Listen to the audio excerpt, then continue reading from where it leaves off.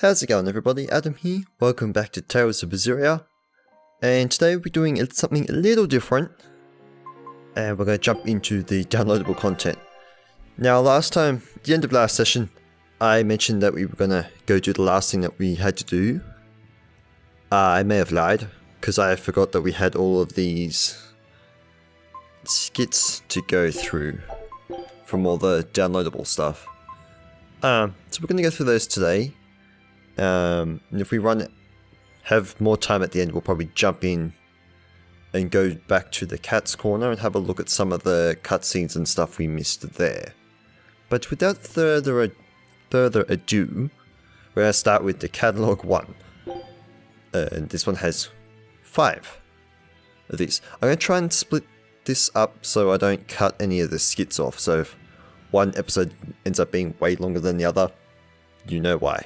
Anyway, ahead we go. Magilou's Midnight Monologues. The Eve Before. The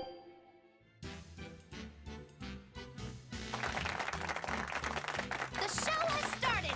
Time for a special performance by Magilou's Menagerie! It's Magilou's Midnight Monologues!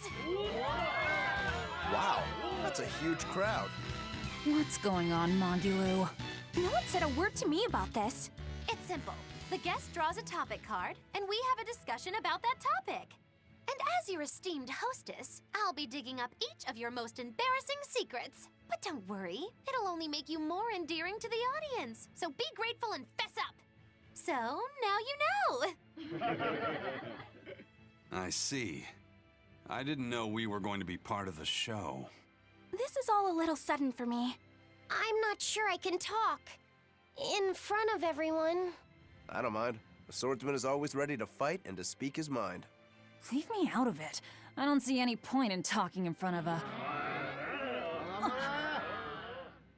Bienfu has already warmed up the crowd. There's no escaping this. Bienfu is good at the most random things. But I don't want anything to do with this crazy...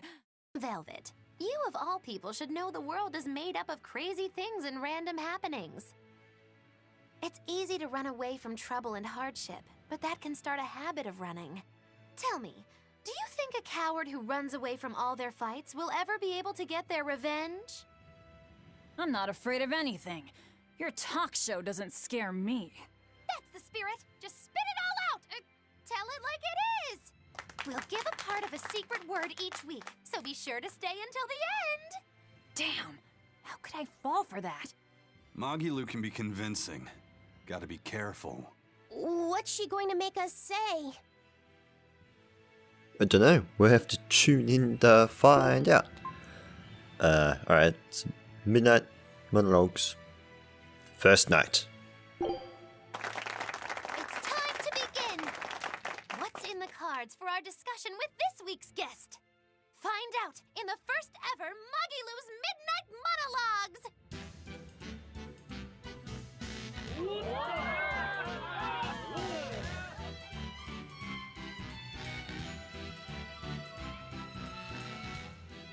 Let's start off by introducing our panel. Or we could just skip it. Give me a break! Don't be like that! They're really into this. Just the reactions I was hoping for. All right, our first guest is someone who always cuts right to the chase. Hi, I'm Rokuro Rangetsu, a prison island escapee. My hobby is perfecting my deadly swordsmanship, and my dream is to kill my brother. Quite an introduction from the man himself. You really are fearless, aren't you? I am. Come at me with a bow or a gun if you like. Although don't actually do that, because I'd have to kill you, so, you know. While the audience still thinks that's a joke, let's move right along to our talk segment. There are 6 topic cards. Matters of the heart. Now here's the truth. My first time, my biggest shame, what turns me on, and anything goes. Now, we just put these cards in Magilou's mystery box. And Rokuro, draw a card. All right, this one.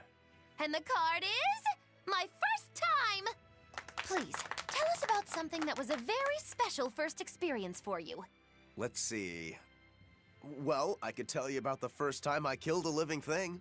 Is that something you can talk about here? Yeah, it went surprisingly well. It started off by cutting the poor guy's head off with my first swing. Rokuro, I'm not sure this is appropriate. Next, I stabbed him in the stomach and sliced upward, spilling his guts out.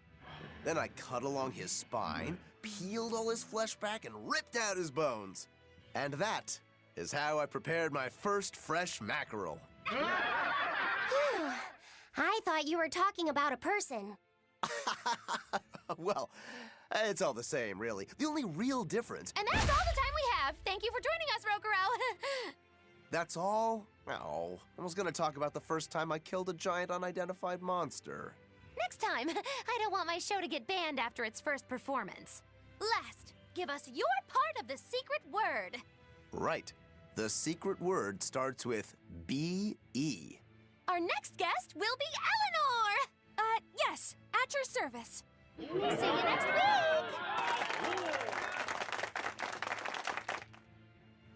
They're not gonna go for Bienfu, are they? We have to wait and find out. Traditional apparition apparel. I butchered that. I get it now. What are you reading, Rokuro? A book from the far continent. It has images of clothing my ancestors wore called kimono. It all looks strange to me. Well, I think the colors and patterns are pretty. This would look fetching on me. I like the fluffy tail and ears. That's styled after a monster called a yoko. A monster? Yeah, they're fox monsters that boil skins in soy sauce and then stuff them with rice. How horrible. Why would anyone do such a cruel thing? The book says, for success in business and for when they get hungry. All that for a little snack? Ugh, that's scarier than velvet. I think the outfit with the red skirt looks lovely. That skirt is called hakama and was worn by priestesses called Miko. Oh, that sounds kind of like exorcists.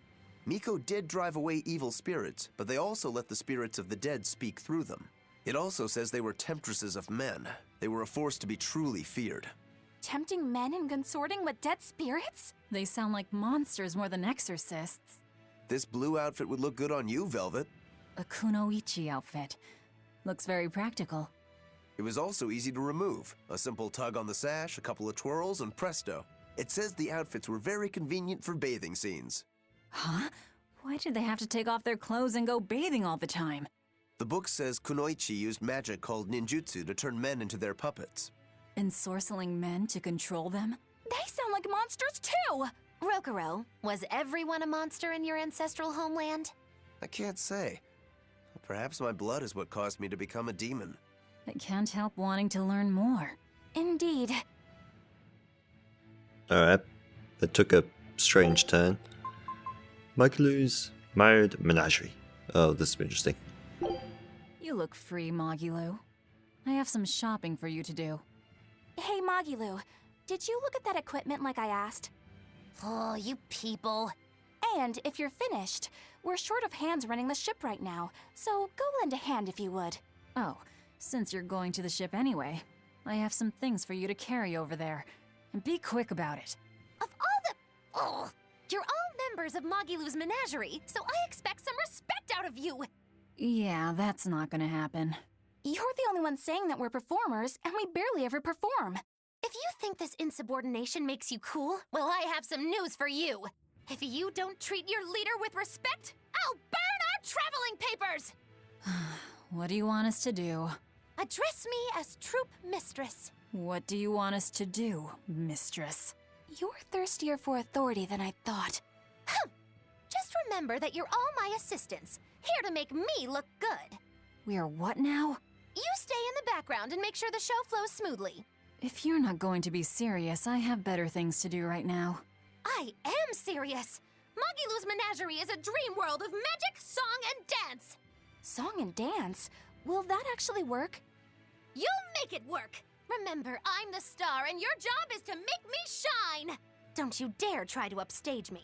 Your place is firmly nestled in my shadow. While I dazzle and bedazzle the audience, you'll be there, not quite on my level, making me look even better by comparison.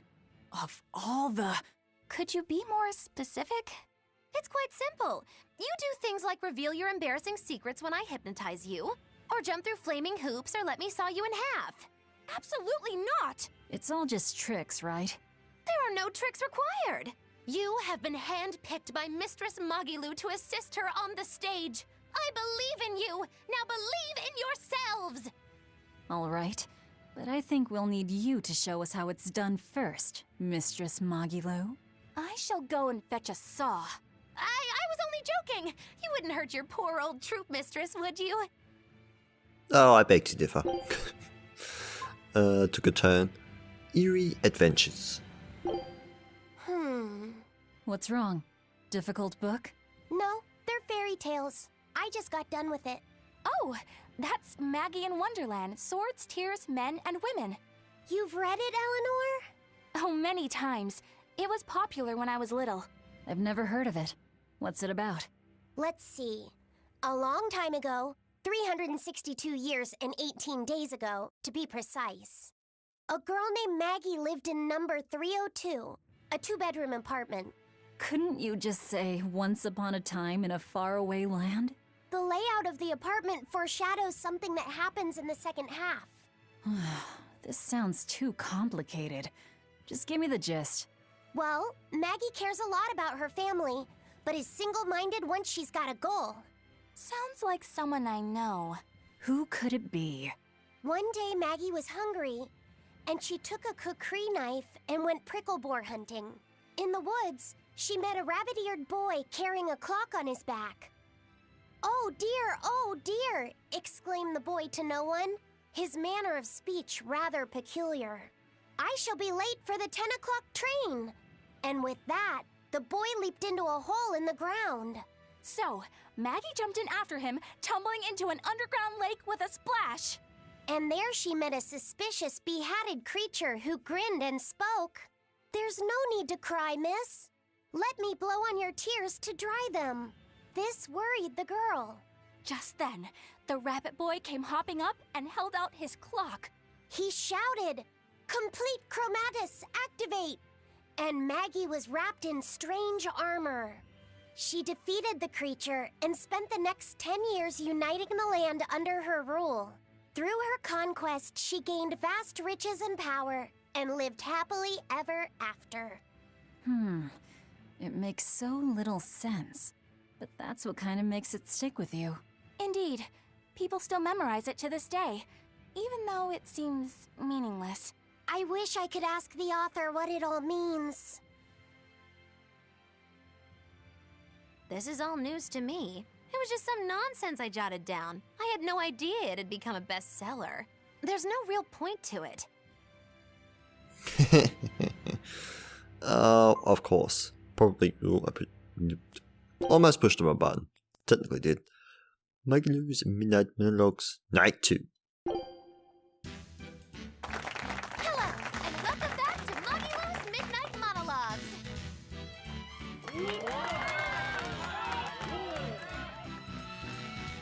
Each week, a different guest draws a topic card and reveals their secrets. Let's start off by introducing our panel. There they are. Come on, that's just lazy. Give us a real introduction. They're really into this too. Even Laffy said. Now that I've given the panel their requisite needling, it's time to introduce my second guest. Her tears flow like a dazzling river of stars. She's an exorcist and she knows what's best. It's an honor to be here. Thank you for the introduction. Exorcist Praetor Eleanor Hume at your service. Are you feeling well? You sound like a government official. I'm just a bit nervous, but be at ease. If I am to do this, then I shall do it properly. Eleanor Hume will not let you down. I promise that. Glad to hear it. By the way, are exorcists allowed to do work on the side? It's a violation of regulations, actually. Great. That means you're doing this for free. What a hard-working exorcist. Commendable. Now, on to tonight's topic. But shouldn't you open with something with a little more energy? Just draw a card for us, my charitable Eleanor. It is your show, I suppose. I choose this one. And the card is my biggest shame. Why'd I have to draw that one? In the voice of a cat's. What did you say? Take a really close look at the card. See? Those letters are the size of fleas! Hey, what kind of trick are you trying to pull? That really bites. That's enough from the peanut gallery. You said you'd do this properly, Eleanor. Are all exorcists oath breakers? Very well. Meow. I shall share an embarrassing tale, which I have told no one before. Meow. Speak up! Be cuter! This is from when I was a little kitten, meow. I had a secret then that I couldn't tell anyone, meow. And the secret was... meow. You can do it, Eleanor. It's fine. You're being really cute. This is far more embarrassing right now than what actually happened, meow. Laphicet, looks like you did more harm than good. Sorry. I got what I wanted, so we'll just have Eleanor Katz give out the next part of the secret word. The next part of the secret word is R. Meow. You can stop saying meow. Meow, mortifying. Our next guest will be Eisen. Meow. Meow? See you next week! I love how Eisen's actually into that. Also, does not be Enfu. Because there's an R there. Alright, summer vacation plans. This'll be my first island vacation. I'm so excited. Let's make a stag beetle fight a hermit crab and see which is stronger. Yeah, I want to see sea anemone fight too. Remember that we're doing this to relax. Don't get all excited and hurt yourself. And make sure you stretch before you go swimming, alright? Yeah, all right. No, my boy. You should cut loose and enjoy a summer of freedom! When you grow up, your experiences will turn into sad memories. Huh? Why would they be sad? I know it sounds strange, but trust me. If you say so. Hey, it's a vacation. Time to eat, drink, fish, and be merry. We can do what we want without worry. And that isn't what you always do? Oh. Well, now that you put it that way, I guess I'm always on vacation. Oh my, Magilu. Do you really intend to wear that in public? Indeed I do. A summer flower wilts all too soon. I must ensure I enjoy my time while I have it. I won't stop you, but you should at least be careful of sunburns. Oh, I have some sunblock if you'd like. Ah, you're too kind. I see you came prepared. Looks like you're ready to enjoy yourself too, huh? I have sensitive skin, and I haven't had time off in years. I'm not judging. I'll do your back later, alright? Oh, thank you very much. Velvet dear, could you do mine too? Yeah, you're such a pain. I'll try to set a new record for distance swimming. Are you serious, Eisen? Why punish yourself like that? Don't try and stop me. An athlete always seeks new frontiers. And with my Pengyon floaties, I am a championship-level swimmer. Yeah, you do your thing. Whew. All this is even more tiring than normal. Some simple noodles for lunch will do fine.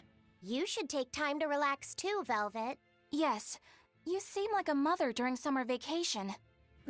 That's totally the case, isn't it? Pengyon floaties. Eisen, you can't swim. Night 3. Things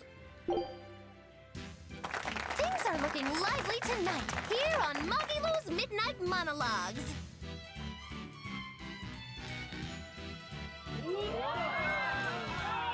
Now we'll introduce our panel. You each have 2 hours to introduce yourselves. 2 hours? 2 hours? The show isn't even that long. We're off to a thundering start. With the panel out of the way, it's time to get to our 3rd guest. This is a man who's dreadful as a foe and even more frightening as an ally. I'm Eisen, the first mate of Ifreed's pirates. Ooh, you're solid as a rock, totally unruffled. Of course I am. I practiced this by myself 256 times this week. That's a strong work ethic for an outlaw. You can say I've cased the joint and got this place on lockdown. Because to come unprepared would be criminal.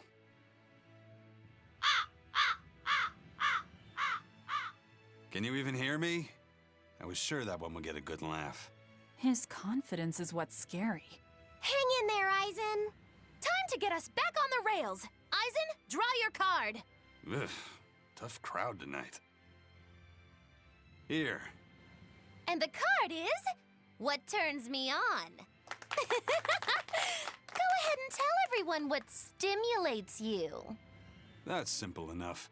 Nothing gets me going like curios. Items like Groon's urn, distinct in form and cloaked in antiquity.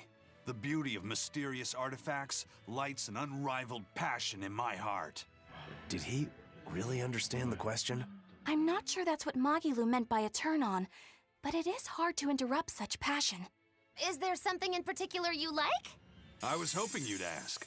My most recent prize is a tiger's eye teacup.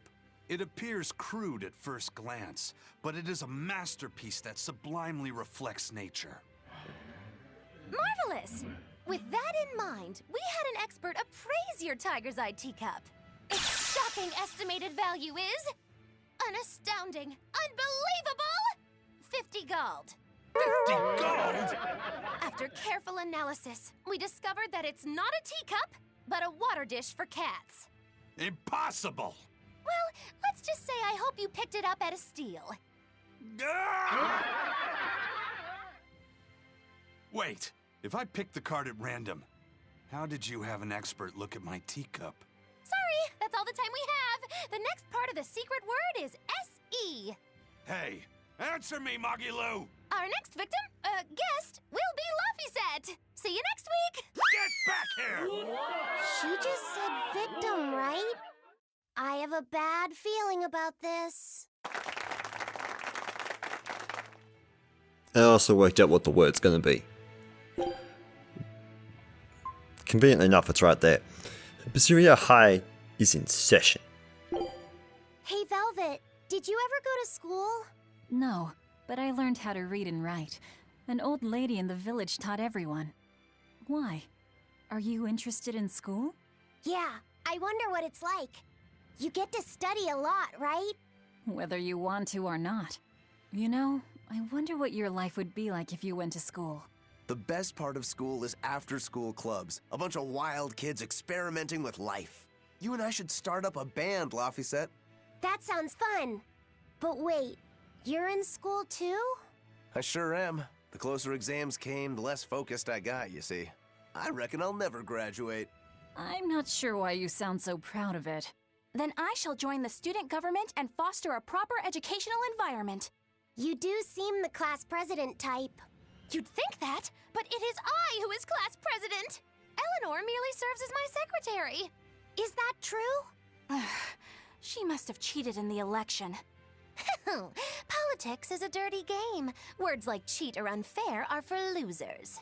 Then I shall organize a detective club and uncover our foul president's misdeeds. Have fun, you guys. Join my machinery club, Laffyset. I'll get you good and fired up to learn. We'll aim to be champions in the World Contraption Competition. A machinery club? Sounds fun. But I won't tolerate slacking. No credits until the trophy is ours. Huh? But Ah, the teacher is more passionate than the student. What club would you join, Velvet? Me? Well, the home ec club sounds good.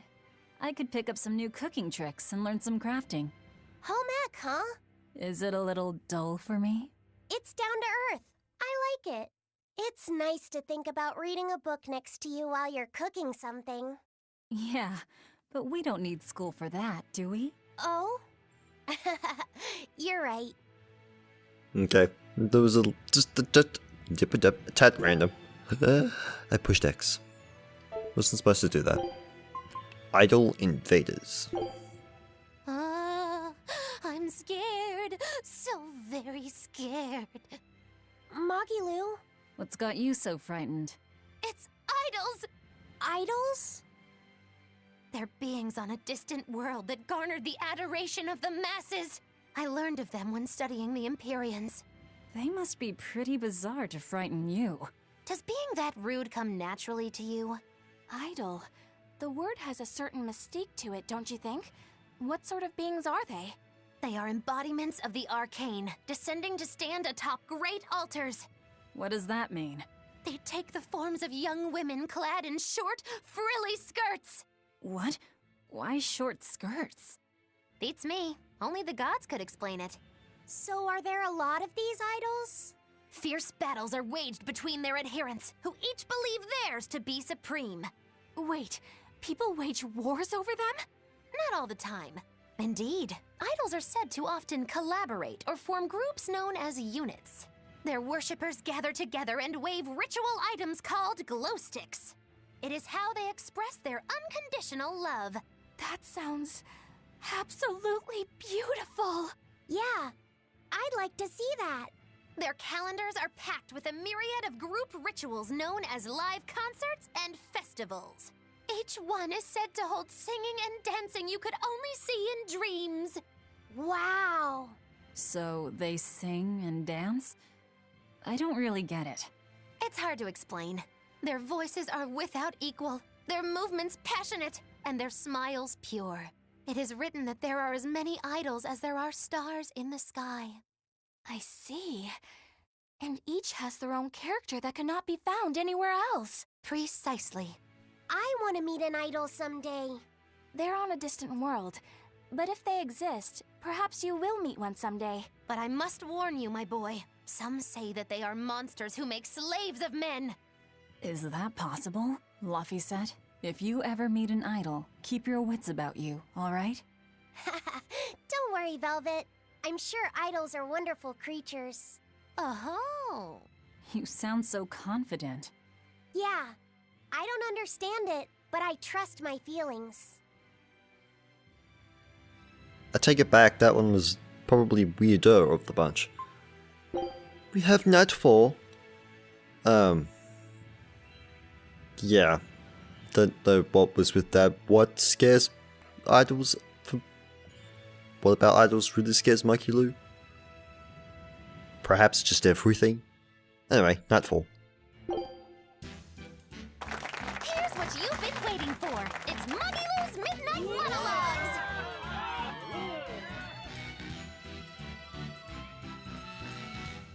Each week, a different guest draws a topic card and reveals their secrets.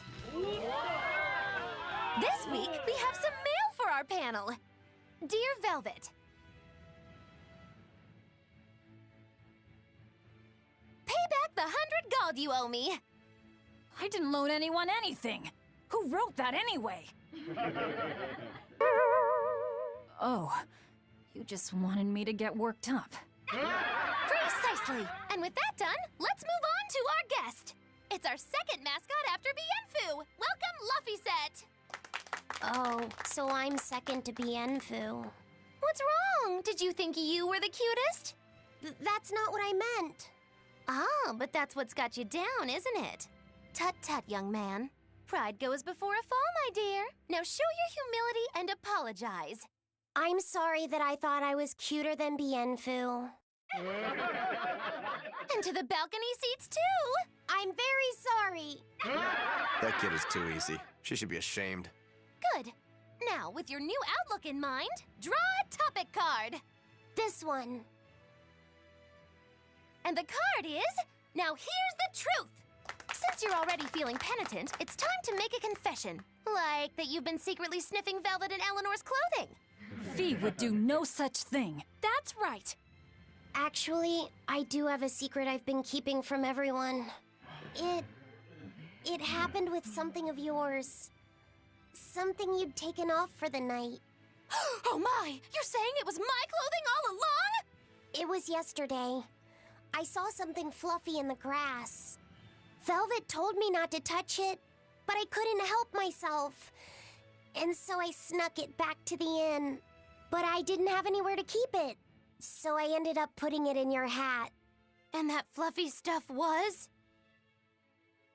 They were praying mantis eggs. So that's why my hat's been wriggling about. Luffy said, since Magilu is occupied right now, maybe you should take over. Right. The next part of the secret word is R-I. And our next guest will be Velvet.